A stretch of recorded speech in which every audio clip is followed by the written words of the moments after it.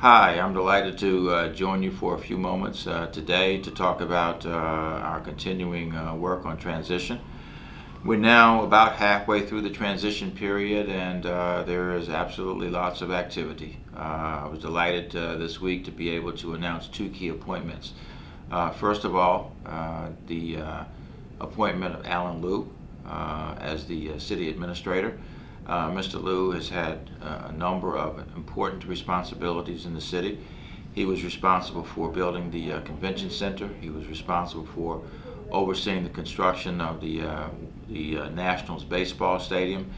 And more recently, he has been the executive director of the Office of Public Education Facilities Modernization, and has done an absolutely sterling job in helping to rebuild a number of our schools, renovate other schools, and then begin the planning for the renovation of still other schools.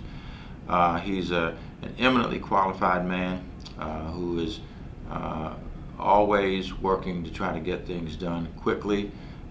He, in the construction field, is known as on time, on budget.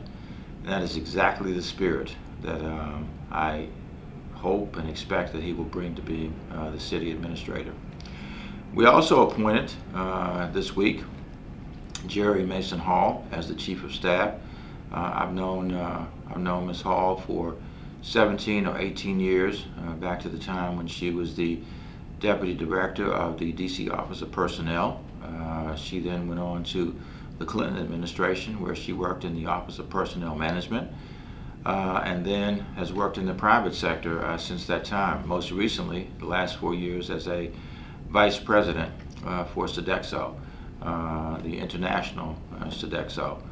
So she's got tremendous management experience and skills, and is eminently qualified to be able to take on this responsibility. So working with me, this will be a team that embraces the One City vision, embraces our priorities of focusing on fiscal stability, focusing on education, and focusing on economic development, and will help to lead the team that will move the city forward.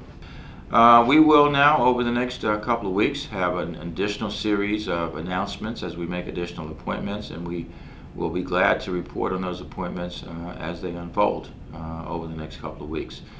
Some will be in education, some in public safety, some in economic development, and then other areas of the government. On Monday, December 13th, I'm excited that we will hold a job summit. And I want to be clear, this is not a job fair. This is not a place where people should come to apply for jobs. We're working with a number of our business leaders, our government leaders, to be able to get them in the same room and talk about how we tackle this problem of unemployment in the city, how we engage in job creation, how we work to improve the first source law, which says that when people get contracts, they are obligated to hire district residents.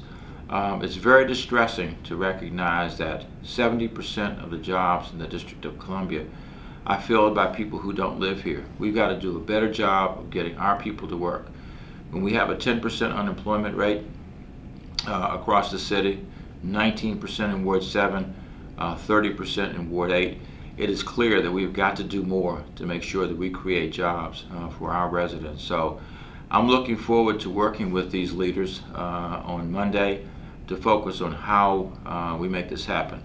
I want to thank Barbara Lang, who is the head of the DC Chamber of Commerce, Josh Williams, who is the director of the Metropolitan Council of the AFL-CIO, and Steve Trachtenberg, who of course formerly was the president of George Washington University, for their commitment broadly to work on our economic development transition, but specifically Ms. Lang and Mr. Williams for their leadership on the Job Summit. This is a beginning of an effort to really focus specifically on getting people back to work in this city. And frankly, it's consistent with our three priorities. Our priority will be education, it will be economic development, and then fiscal stability. Just a few days ago, the council passed a budget that focuses on a $188 million budget gap that we have. And I'm proud to say that working with my 12 colleagues, we were able to close that budget gap by passing a budget for the rest of fiscal year 11. We don't know what the weeks and months and days ahead will bring, but right now the action we took balances the budget. If we have further reductions in our revenue estimates, we'll have to come back then and probably take more budget action.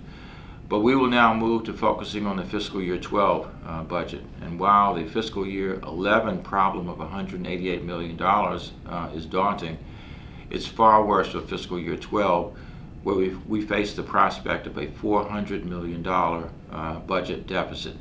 So we'll be working to look at all the options, looking at what additional cuts need to be made and where they might be made, and looking at whether there are ways in which we can generate more dollars for the District of Columbia. And we present that budget to the Council on April 1st, but it's going to take a lot of work between now and then to get ready for that.